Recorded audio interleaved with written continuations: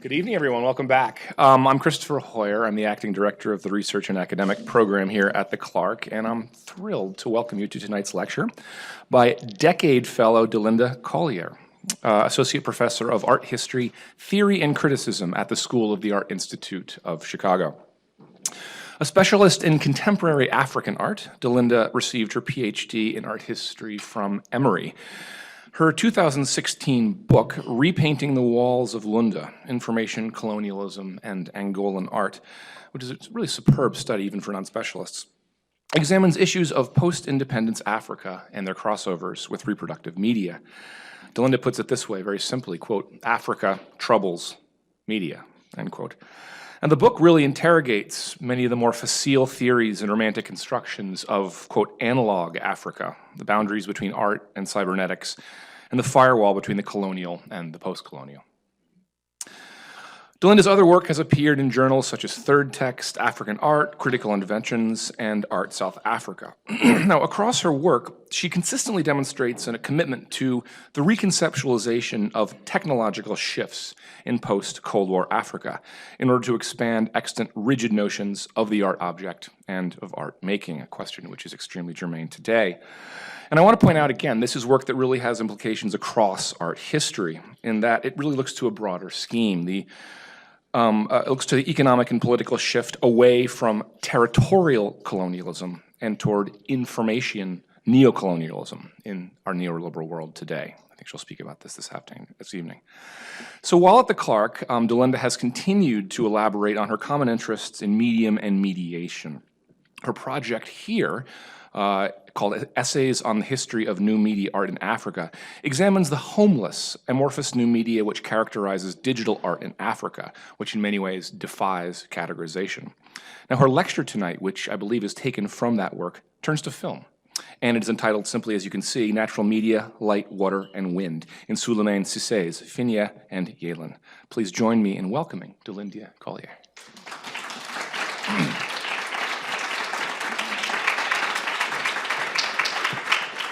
All the way down with that one. Thank you to everybody for coming. Thank you to the Clark. Thanks, Chris. Thanks, Rachel, for the help with clips. And I'm really excited about kind of presenting to you this very first foray into this material tonight. So everybody, fingers crossed that the clips work. So in the title of my talk for tonight, I've mentioned two films by the famed Malian filmmaker Souleymane Cissé, Yeelen, which means brightness or light, and Finye, which means wind. In the interest of time, however, I'm going to focus on the former, Yeelen, because it is the better of the two films, and in many ways the culmination of the key questions of Cissé's practice. In the chapter that this talk is drawn from, I use Finye to discuss the sonic aspects of both of the films. So Cissé's films are very striking in their use of sound. But tonight I'll primarily discuss the visual through the discussion of light. Yeelen is set in 13th century Mali, although it's not very specific about that, around the time of the Mali Empire. It tells the story of a young man named Nyankoro and his father Soma as they attempt to find one another and settle Soma's claim that Nyankoro has misused Como ritual powers, the Como being a centuries-old tradition of association of blacksmith sorcerers, one of the central Mande social institutions in West Africa. Nyankoro travels from village to village, overcoming challenges and tests of his honor, which overlays ritual progression, onto filmic narrative. We discover throughout the narrative that Soma is full of hatred for his son and is misusing his power to find him. The film culminates in the meeting of father and son and their ritual implements, the kore wing and pylon. A disembodied voice of the kore condemns Soma for his unrighteous use of power. And the two objects light up in a flash resembling lightning that eliminates both Nyankoro and Soma and reshapes the entire landscape. Cissé depicts this apocalyptic moment with a slow fade into pure white that lasts for 5 seconds and is accompanied by a synthesized high-pitch whistle before a slow fade into a completely altered landscape. I'll show you a clip in a second of that. In those 5 seconds, all contour of representation is whitened out of the image, and viewers sit between the light of the projector and the screen. The concluding scene takes place 5 years later, where Nyankoro's wife gives their son the kore wing and the cloak of his father, and the young child marches off, seemingly into the future. Okay, so I'm going to show you 2 clips now. One is the opening of the film that will set up a lot of what I will discuss in terms of Como ideograms. And then the second clip is of that apocalyptic end scene.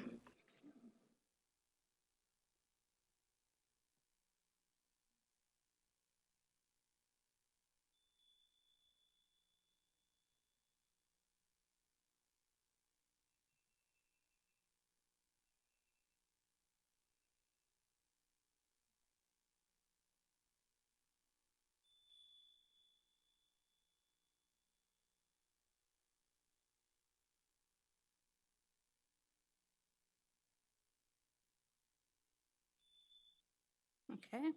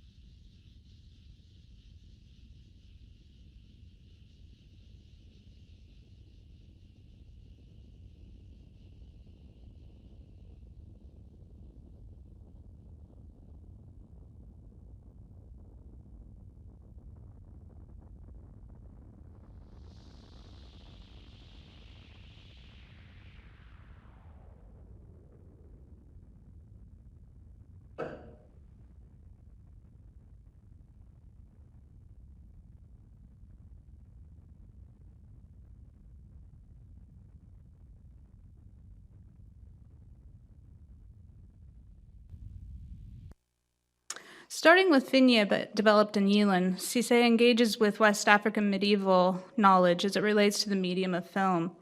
Both films are spoken in Bambara, the majority language of Mali, although the official language is still French. Both begin by displaying ritual ideograms of the Como to introduce the concept of both films. Yeelen, unlike Finye, which is set in contemporary times, is a historical fiction. It utilizes a narrative style similar to the epic of Sunjata Keita. But more than just a roots discourse that characterizes much of post-independence African film, Yeelen engages in what I call media primitivism, the identification of the basic substances and processes common to all media, particularly the volatile substances that instantiate sense perception like light. Finye opens with a natural sound, the soundtrack of quote-unquote natural sound. The soundtrack of wind precedes the image of film and is paired with Malian wind instruments. In Yeelen, the first pictorial shots are of the sun, of fire, which visual themes carry out throughout the film. Lots of fire in this film. After the Como ideograms and their explanation, Yeelen begins as an associative chain of light and its power objects: sun, fire, kore wing, goat, and a figural sculpture whose forehead bears a refractive crystal. Yeelen enacts a conceptual link between film and nyama, the Bambara word for a complex concept not easily translated.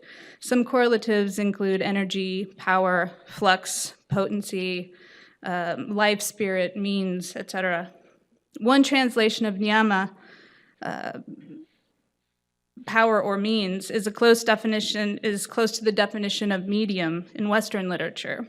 Patrick McNaughton, the preeminent Mande art historian, says of nyama that, quote, "It is a little like electricity unconstrained by insulated wires, but rather set neatly into a vast matrix of deeply interfaced and natural, social and natural laws.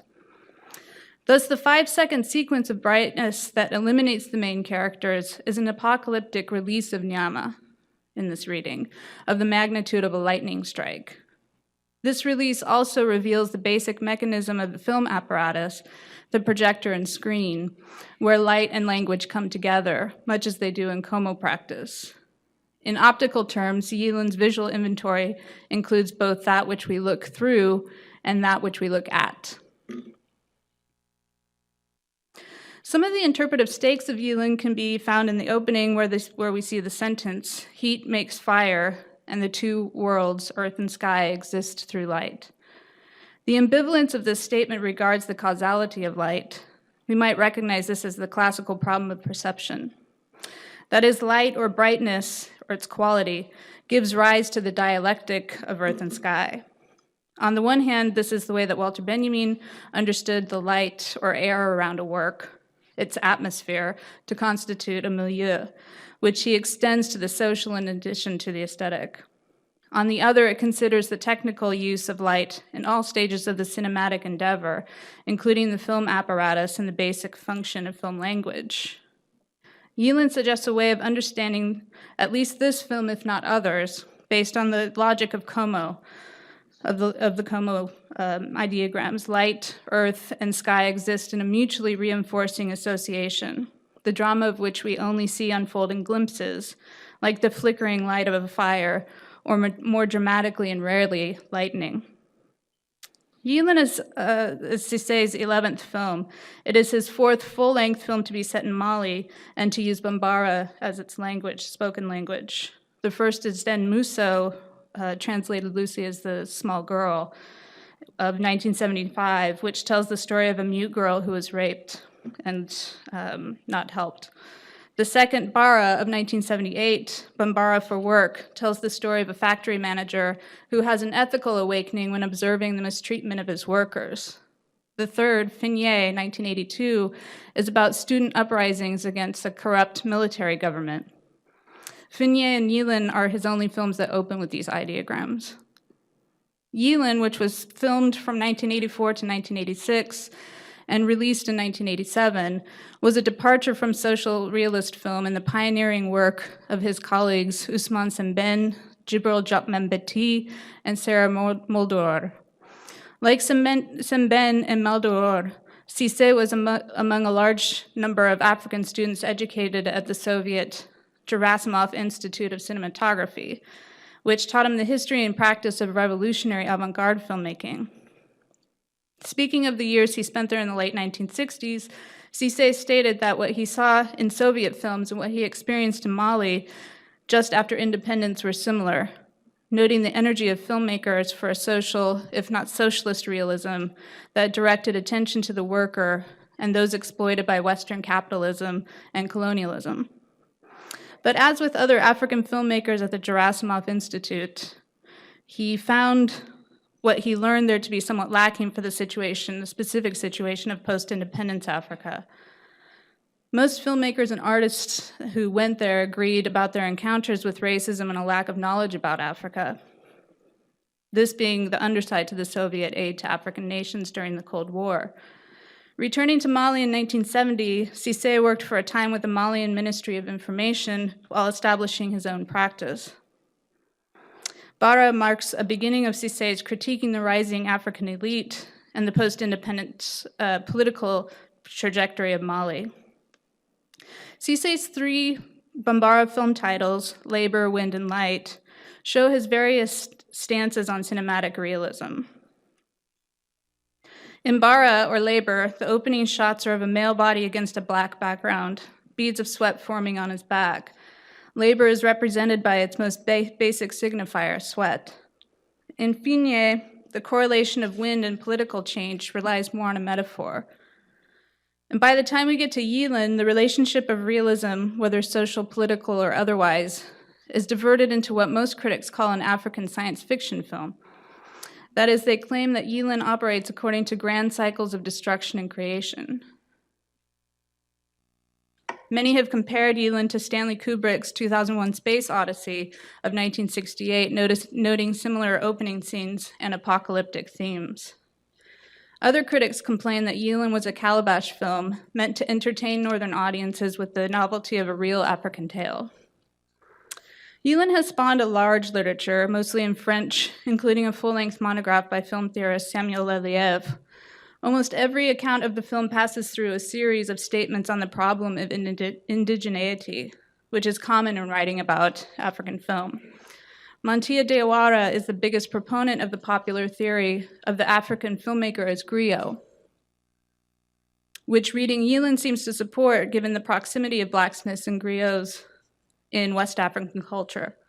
But it has been the contention of many critics that one cannot fully understand Yeelen unless one accesses the deep knowledge of the Como and Bambara culture generally. Suzanne McCrae writes, quote, Yeelen is so firmly rooted in West African Mande culture that the full resonance of the plot, characterization, artistic intent, and sociopolitical significance cannot be understood outside of the cultural and historical context. She continues, without reference to the cosmology, anthropology, and ethics of the Como, Cissé's social and cinematic purpose remains elusive. That is, McCrae contends that not only can viewers not understand the meaning of the film if they don't decode its references, but they can't even grasp its cinematic purpose. Leliev's near opposite reading of Yeelen is that the story of Como is a mere vehicle for the mythical time that Cissé wants to create. This is the theory of a film within a film. He also suggests that we need to consider an aesthetic contextualism when situating Yeelen with other African films. He notes that, in fact, the idea of ethnographic certainty was deeply offensive to Cissé because of the long history of ethnographic film in French colonial Africa. Leliev writes that for these African filmmakers, returning the gaze was not enough because it maintained the subject-object dichotomy at the base of all scientific discourse. In addition, the whole episode of colonialism in Mali is downplayed in Leliev's account. He writes of an interview where Cissé refers to it as a road accident. An interpretation that is related to indigeneity is in its totalizing claims is that Yeelen is an allegorical commentary on the military dictatorship of Moussa Traoré, who was in power from 1968 to 1991. Cissé's first full-length film, Den Moussa, The Young Girl, was banned for its content because of the rape content and its implicit criticism of a government that didn't do anything for her. This is a complicated claim, though, given that while Den Moussa was banned, Finye was even more hostile to military rule and wasn't banned. In the case of Den Moussa, which was banned for 4 years and Cissé was jailed for 2 weeks, the army wanted to destroy the negative, but Moussa Traoré stepped in and saved it. These critics point to the fact that part of the mandate of Como practitioners is that they hold a check on power and tyranny, and Yeelen's didacticism would be understood by the people as a political commentary on the dictatorship. Certainly, Yeelen draws direct relationship between political power and volatile substances of nature, but the film operates on many registers according to the Bambara preference for ambiguity and ambivalence. For his part, Leliev is careful in his discussion of Yeelen as an allegory of contemporary politics with this film, because according to his reading of film theorist André Bazin, the film is a presence absence already. That is, film is a thing unto itself that already registers an absence, which complicates its relationship to current politics, as it does with any ethnographic accuracy or recovery of indigenous knowledge. These questions were at the heart of Third Cinema, a movement with which Cissé did not directly engage, but was in his vocabulary and peer group. A South American movement, some African filmmakers embraced its model. At first, cinema was Hollywood, hopelessly wedded to capitalism. Second, cinema was art house film, aesthetically pleasing but basically inert. And third, cinema was independently produced, clandestinely distributed, and was impossible to be instrumentalized by the state. Aspects of Cissé's earlier work can be considered politically committed cinema in terms of making more specific storylines regarding corruption and exploitation set in contemporary times. But Cissé was also careful to explain that each film was a world unto itself. He refused to see connections between them. Cissé always relied on France for his distribution and post-production, something that bothered him, but he felt compelled to do. Third cinema scholar Edouard Delarose' manifesto on prolepsis might be more appropriate to what Cissé was after, where he writes that film is, quote, that which is not yet, but ought to be, is more real than that which merely is, unquote. Focused on political futures, the prolepsis in Yeelen resides somewhere between a social future made of correct ethics and the potentiality of materials and substances that precede actualization. Making the film about light, Cissé presents the matrix of possibility, but only seen in glimpses through the haze of mediation. Yeelen took 3 years to film because of setbacks that included dust storms that lasted months and made the crew sick, the unexpected death of the first actor who played Selma, and delayed overseas shipping of equipment and film stock from France. In fact, when he finally did get the film stock, it had expired, and so he had to send back. Cissé rehearses in many interviews how filming in Yeelen was constantly hampered by harsh atmospheric light, so he had to shoot in the early morning or the late afternoon so that the sun would be at exactly the right level. This also affected how far he could position the cameras from his actors, only 10 to 15 meters, because he wasn't able to artificially light the film in rural Mali. He says, this led me to create a mise en scène which was more convenient and realistic for the means I had in place, unquote. He talks about Yeelen in terms of an overall vision that had to be amended according to the real conditions in Mali. All of this critiquing the notion of the filmmaker as auteur, with a metaphysical artistic intention. This included Cissé's recognition and manipulation of the chemical makeup of film, which has been calibrated to detect and record white skin, an issue that became even more public when Jean-Luc Godard publicly called out Kodak for racism when he started a project in Mozambique in the 70s.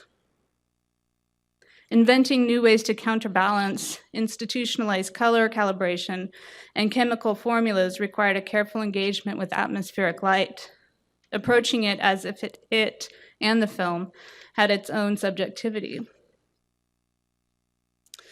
At the time Yeelen made its way through the festival circuit, French critic Serge Danet noticed that the expansive mise en scène of Yeelen. He wrote that Yeelen places its characters in a universe, quote, not by aestheticizing the world, but by immediately inscribing bodies in their environment. So well so that there are no drum rolls to accompany the movement from the natural to the supernatural, unquote. Location was key to the idea of medium as milieu. Yeelen was shot in what's called the Bright Country, a region only a few degrees north of the equator that receives strong sunlight all year. According to Bambara lore, the Bright Country is the place where the physical world is in closest contact with the spiritual. Cissé spoke about the overall effect of this attention to place. Quote, Damu is the Bambara term for the positive impression that is left by the side of a person or a thing, which stays in the heart and the mind for a long time. Damu is perhaps what grace is. When you see a man living, you observe all that he is, all that surrounds him. When you understand him, you have to depict him with Damu, unquote. Yeelen expands on this visual spaciousness with its treatment of sound, most of which Friedrich Kittler would call, quote, the continuous undulations of analog as signatures of the real or raw material, unquote, which in the film is a collection of atmospheric sound and silence. In just one example, a tense scene where warriors are head wrestling for victory, the only sound that we hear is the snorting, rustling of the warriors' horses that surround them. Two scenes have no dialogue at all. We just watch a series of glances take place between the characters. In between sparse dialogues, in other scenes we hear roosters crowing and wind gusts. When extra diegetic music is used, it's sparingly. The music was created by French jazz musician Michel Portal and Malian musician Salif Keita, a fusion of electronic jazz and vocals characteristic of Mali, which subtly punctuate the visual evidence of supernatural power, such as the case of the spontaneously combusting chicken in the opening scene. In all, the film creates a distance between the viewer and the characters by using few close-up or shots or dramatic cues. Even this rare show of emotion from Nyankoro here is created with a curved tracking shot that conspicuously avoids a frontal zoom in the character's emotional development. That is to say, the unmediatedness of Yeelen is carefully constructed. Though not pressing the technological innovation of special effects, Cissé instead works, or we should probably say plays, with the film's confines as it must operate in Africa. Ousmane Sembène has spoken about African film as megatage, a play on montage. Megatage suggests that the African filmmaker already faces such logistical challenges in his or her work that it will always act as a corrective to dictatorial control or an overly precious narrative. In this reading, nature would mean all of the forces that act against a filmmaker who wants to do her work in Africa, what Sembène calls an exorbitant luxury in countries like Mali and Senegal. Cissé's recognition of the apparatus of film seemed to make him aware that he was situated to use the camera's physical presence in Mali to register the atmosphere in a way that would feed back into the medium, the entire medium of film and its field of possibilities. This proximity to nature, the operational fantasy of an unmediated art, is what initially drew European researchers and artists to Mande territory. The interaction between European researchers, artists, and the Dogon, a related group, became foundational to the development of the historical avant-garde in France. The moment of this confluence of ethnography and art was the Mission Dakar-Djibouti of 1931 through 33, led by Marcel Griot. A set of ecstatic descriptions of the trip lives on in the surrealist journals Document and Minotaur, and this photographic work by Michel Herry. This expedition was an important confluence of artists and ethnographers whose work focused heavily on the medium of language as explained to them by key Dogon interlocutors. Griot writes of this language, "The originality of Dogon thought lies in the fact that it postulates a series of correspondences, grouped in categories that can be broken up and linked together. The relationship between signs, objects, plants, insects, games, rituals, really everything relies on classification that is decomposable and flexible, according to his literature. So an idea of the medium of language in West Africa emerged from these encounters that would see language as a creative act rooted in the real, which is posited as the other of modern languages, which were figured as merely profane vehicles of meaning." Griot became somewhat carried away with his work, as his critics noted over the years, noting that his instant classic, The Pale Fox of 1945, was a work of literature and not science, a result of his own synthesis of knowledge, really. Griot's colleague Jean Rouch would similarly be taken by his own notions of West African culture, developing his theory of ciné-trance, in which he held that a film could alter the viewer's consciousness in much the same way that a masquerade or a trance did. Rouch was attempting an aspect of what his surrealist colleagues were, to bring film to a status of a medium always in flux, to eliminate the subject-object dichotomy in favor of an art that emphasized process over representation. Sembène and Cissé were both very suspicious of Rouch's work, regarding it more as ethnographic film that at its worst treated Africans as, quote, insects. Cissé consulted Malian historian Youssouf Tata Cissé, another Cissé, for the project of Yeelen, who was in contact with community elders whose permission was asked to film the more sensitive scenes that reenact Como incantations. Youssouf Cissé wrote many books on the history and ethnography of oral cultures in Mali. He co-wrote the widely consulted work on Como religion, Principles of the Initiation Society of Como of 1972, with his mentor, Germaine Dieterlen, who had been Marcel Griot's collaborator. Yusuf Cissé's work sharpened some of the contours of analysis that were dulled by the European romance with West Africa. He is careful in his discussion of how the Como signs work and the fact that they are deployed only in sacred situations and not by everybody. Some are compound ideograms, but all can be connected back to the elements of air, water, fire, and earth.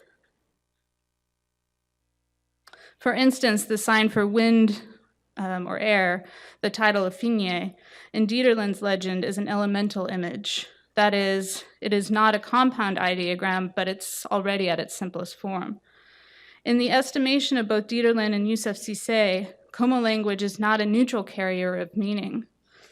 They write of the resonance in Como language that comes not only from the meaning, but from the vehicle itself that at times even acts against the desired meaning of the user. The rendering of ideograms is part of the process of learning its logic, and it's an important part of the ritual potency. So you notice that here when Souleymane Cissé decides to depict this in the opening, he renders it. He shows you the live rendering of the symbol instead of just the finished ideogram.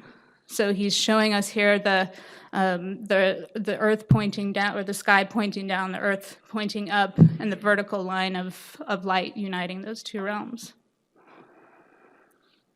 The 266 signs of the Como are a ritual language, one described by Yusuf Cissé and Dieterlen as being somewhat like a prayer, calling for something to be enacted.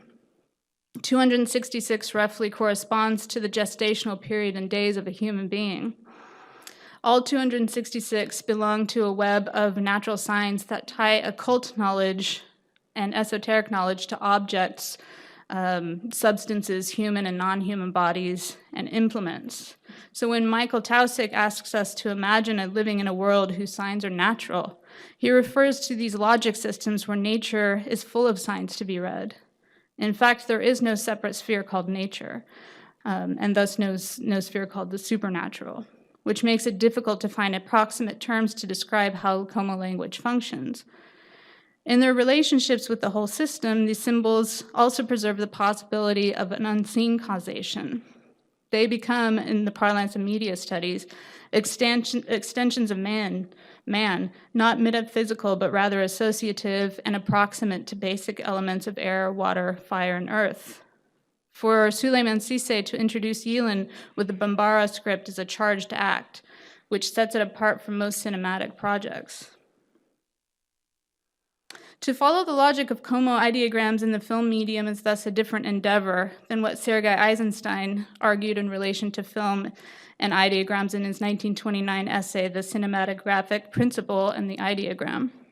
He writes, quote, "From separate hieroglyphs has been fused the ideogram. By the combination of two depictables is achieved the representation of something that is graphically undepictable. The shot is a montage cell. Just as cells in their division of form a phenomenon of another order, the organism or embryo, so on the other side of the dialectical leap from the shot, there is montage," unquote. This essay was remarkable in proposing montage not only as the logic behind filmmaking and language both, but also behind nature. He repeats this understanding in his essay, A Dialectical Approach to Film Form, writing of the tension between artistic, purposeful action and, quote, organic inertia. For his part, Cissé's use of the ideogram in both film departs from the cellular collisional understanding of film and explores instead organic processes of signification that multiply upon themselves in ever-thickening levels of associative knowledge and dependent on context. A process not unlike the addition of charged fluids on sacred objects in Como practice. And overall, Yeelen bears out the logic of Como script that nature is not inert, but regularly asserts itself in its interface with humans.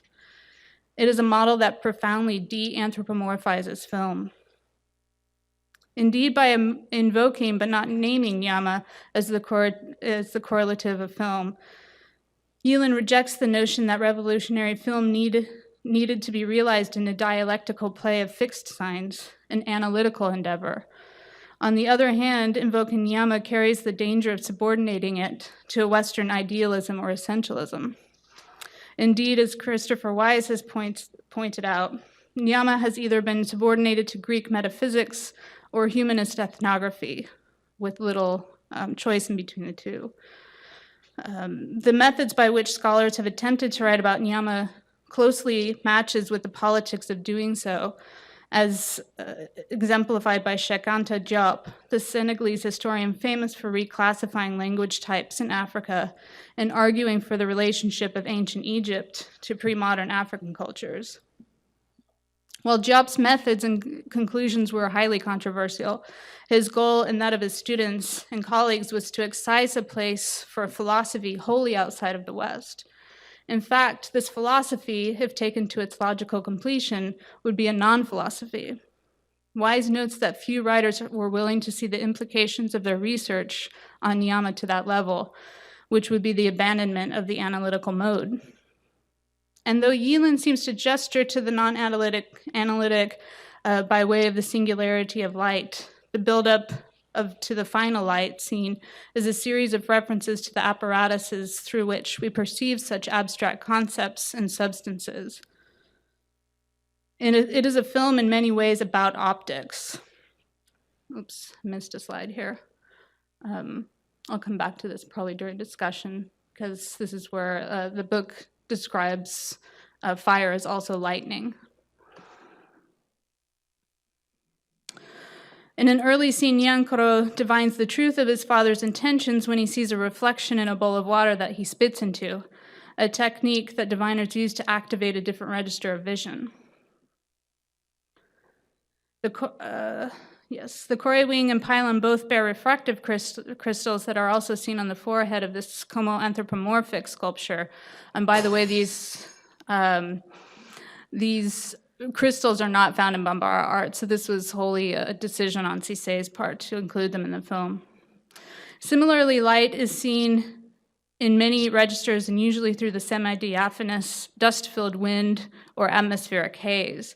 The rising sun, for instance, is only depictable because it is impeded by the haze of atmosphere, given the properties of the sun and camera eye both. So when technology is a theme in Yeelen, it addresses how correctly to approach undepictables such as light and power. The blacksmith cult was the technologically advanced population in West Africa in the time period of the film. His work does not, however, celebrate the past of Africa as containing a once great class of technologists, but rather because of his mise en scène, it speaks to a baseline understanding of technology and what it is in this moment. Cissé was especially interested in Stanley Kubrick's 2001: Space Odyssey of 1968. He loved the film, which ends up being a tale of technological black boxes and their apocalyptic relationship to the human race. In one short scene in Yeelen contains a subtle parody of the Dawn of Man sequence that opens 2001, particularly the scene in which a proto-human discovers that bones can be used as weapons and or tools. Specifically, Cissé calls attention to 2001's work in creating a depiction of Africa that the cinematic audience looks at and not through. In Yeelen, a similar dramatic conflation of tool and bone comes when Nyankoro fulfills the Pool King's wish for him to cast a spell on his enemies to prove his loyalty. Nyankoro creates a medicine packet to insert in the middle of a thigh bone after writing a symbol in its interior with charcoal. He then takes the bound-up bone and hammers it with an axe into a large termite mound. Cissé shot the scene from a low angle and with similar lighting as the Dawn of Man hammering shot. The unclothed Nyankoro lifts his arm to hit the bone that shatters as it is embedded into the earth, the sun and bone on a horizontal match with each other. The spell works, and Nyankoro is hailed as a hero for his prowess as a sorcerer. The technology that he developed was functional, though seemingly obsolescent. Obsolescence, a concept that was so prevalent in the media theory of the 1960s when the Dawn of Man scene was shot. Its signifier commonly, generically, was Africa. Referring to Kubrick's famous match cut of the tossed-up bone weapon with the orbiting weapons satellite 3 million years later, Janelle Hobson writes, quote, "Far away from planet Earth, the last view of which was our ape ancestors, this technological divide is one of social and cultural evolution, in which the hierarchical order of white masculinist imperial power gets naturalized," unquote. While the literature on 2001 viciously debates whether this match cut signifies a divide or a continuation, Yeelen, dives in deeper to Yeelen dives in deeper to what it takes to preserve the proleptic aspect of technology in Africa.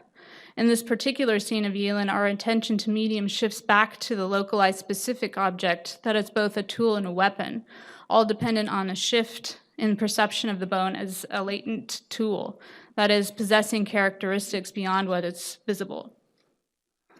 In 2001, the footage from Africa becomes a scenographic image that was front projected onto screens in a soundstage in London. All attention is turned to the apocalyptic fantasy about technology with its beginnings in Africa.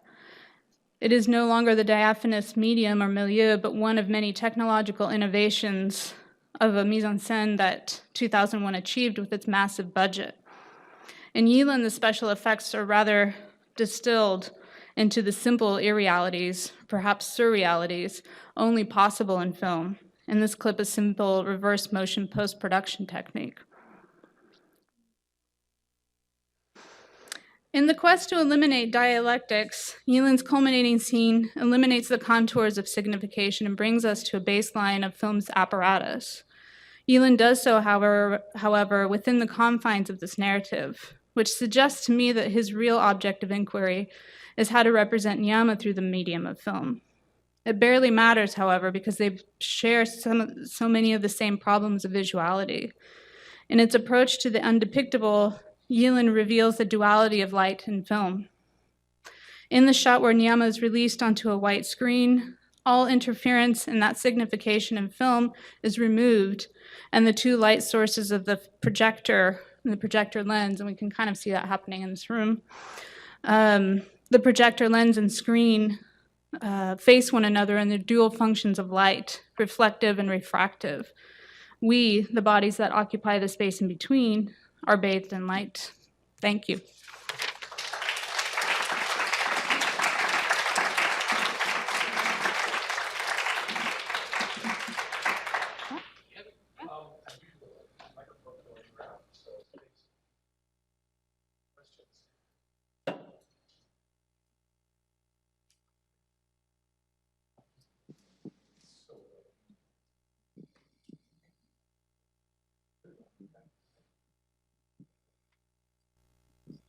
Thank you so much for a great talk, Delinda. I just had a quick question about just kind of the multiple interpretations that have come out of this film. And I was wondering if anybody had talked about the kind of inherent generational conflict that's here as well, especially given, you know, post-independent Mali's, the clash between kind of the establishment and the youth, which was such a huge part of kind of the post-colonial narrative in Mali. I guess I should microphone too. Yeah, yes, there was. And in fact, a lot of people see Cissé as sort of breaking away from this father figure of Simben, you know, that he was this, such a figure in film by then, that while he considered him a mentor, I do think there was sort of a bucking against some of those post-independence tropes that so many of them used in that time. Good question. Thank you so much, Delinda. That was wonderful. I was wondering, why do you think he chose the crystal as an image to bring into this sphere? Yeah, that's a good question too. I've thought a lot about this because in the film it's refracting light, but it's also the source of light, especially in that last scene. It's not just channeling light, but it actually becomes the source in some way. I tend to think it was just to do that, to show both the refraction, but also this generative moment, and that was kind of the easiest way to do it. But I don't know specifically, unless he was really gesturing towards optics, why he would have chosen that particular object. But I suspect it's the optics obsession. Yeah.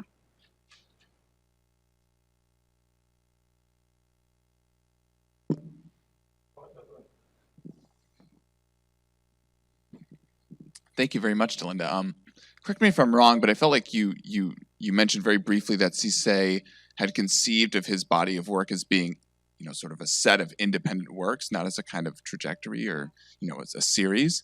I was wondering if you could talk a little bit more about that, if you had any more, one, because I was sort of unsure, I guess, of how Cissé, what that meant for Cissé exactly.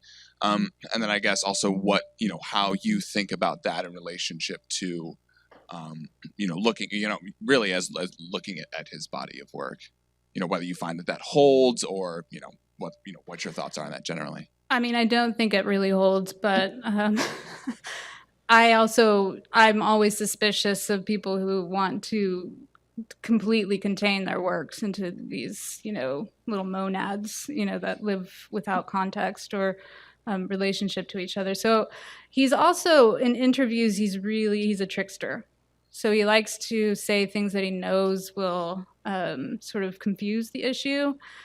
In that particular interview where he's insisting that none of his films relate to each other, I mean, it's so clear that they do. And somebody was asking him about the ideograms, why they repeat at least between Finye and Yeelen, and he just might be using that to not answer the question, but I think he also is insistent that film is an endeavor that's worth itself, that it doesn't need to answer always to political questions or its viability within the immediate society. That was a constant, and he received a lot of flack for having relied so heavily on France for his work, because it was just it's hard to explain how impossible it is to finish a film in Africa. There aren't labs. Especially at the time, were no facilities for post-production, for developing the film, for doing any of the requisite things. So you either kind of went it alone, and a lot of filmmakers insisted that he should have done that. So I think part of it is just him being a little bit insistent that what he was after was a finished work in each film.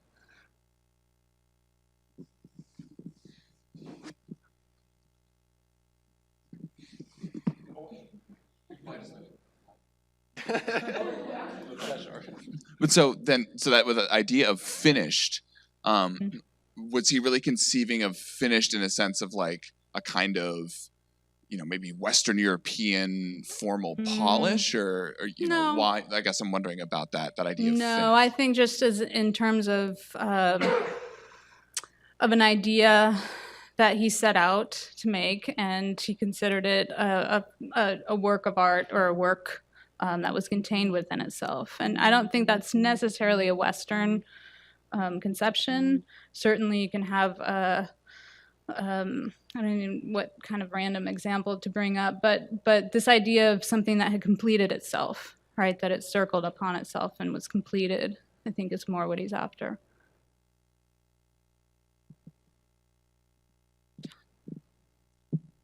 I think that you said that Cissé was, like Sembène, not pleased with the Rouge Right. theory of cinema, Yes. where it could enact trance effects in the world. Mm-hmm. But when you were talking about how Cissé was trying to figure out ways to harness the light that he was seeing into the camera and then somehow disperse that out into the world, it really doesn't look like Rouge, yeah. but it sounds like a Rouge Yeah. inflected interest. Mm-hmm. So that takes me to what you were saying at the end, where you were talking about how Cissé was interested in trying to figure out ways to represent Nyama.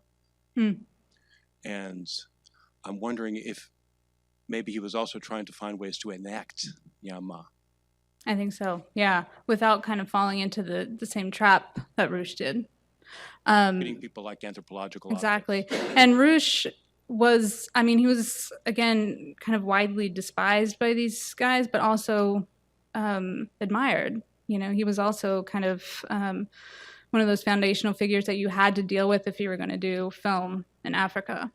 And so, so I think, yeah, there's no question that some of the techniques filtered their way into that. It was just that the way that he chose to kind of frame the entire thing was different. The choice of actors, the choice of Youssef Cissé as the main advisor to the project. You know, those things were where he insisted on this idea of an African-made trance, like or enactment of Nyama, that it was owned by Africans. I think was one of the major issues for him. Hi, thank you very much for a wonderful talk. It was really interesting. Just two comments. Did he benefit from the Fonds Sud in France, Yes. as so many African filmmakers did? Yeah. Right, that's what I thought. And I don't know, but I do know that Sembène and many other African filmmakers did benefit from I don't want to say state-of-the-art, but really good post-production facilities in Rabat at the Centre Cinématographique Marocain.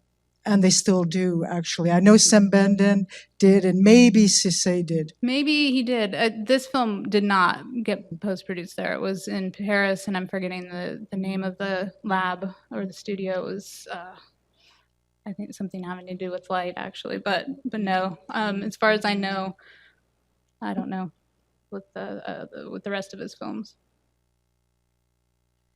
If I could just follow up one of John's question and your response. So I was thinking about sort of different formulations of sovereignty, and one of the ideograms that you projected had the explanation that it only belongs to the king.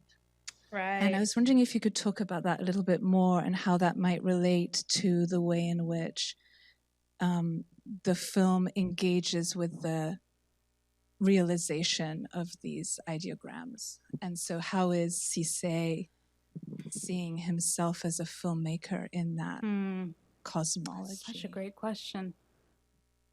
That's such a great question, because he does obviously think of himself as the sovereign of these films, but also constantly narrates how it's frustrated by just logistics mostly. And he seems okay with that, but that's a really good point. I like that match you make. Yeah.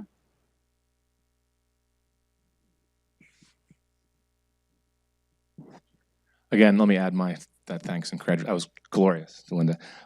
Just a quick question. You deployed this wonderful term at the outset, ethnographic certainty, a kind of interrogation and non-dialectic way of what ethnographic certainty might mean, both in visual and kind of anthropological terms. And you also, and again, I'm just a tourist in this literature, you invoked his relationship to Soviet cinema. Yeah. Which seems to me a very close, right. Link in that sense. And just an informational question, like what kind of Soviet things was he thinking about in terms of both seeing and reading about? He, I think, was actually less interested in Soviet than he was in Italian neorealism. He cites that as being actually a more, yeah, right. And the content of his other films certainly kind of echo that. So I don't get the sense, just from reading his discussions of that time period, that he really loved what he was learning there. Or I think he just took from it what he could, which was that he identified more with the Italian neorealist cinema than he did with Soviet. Right, yeah.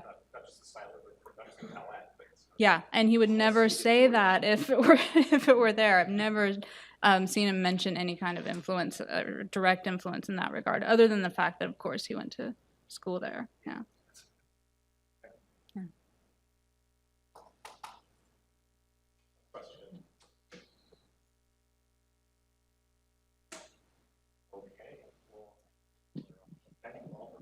Thank you. Thank you so much for your comment.